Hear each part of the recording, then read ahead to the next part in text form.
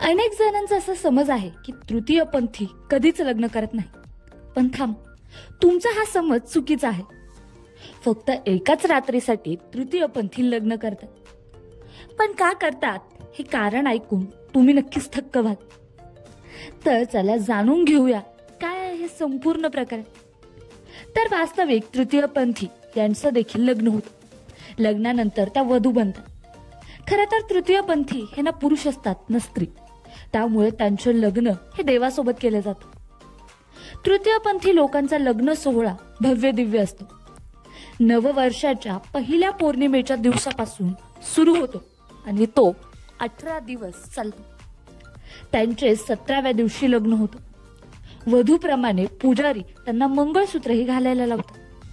दुसऱ्या दिवशी अरावण आणि इरवान देवाची मूर्ती शहरामध्ये फिरवून ती तोडली जाते.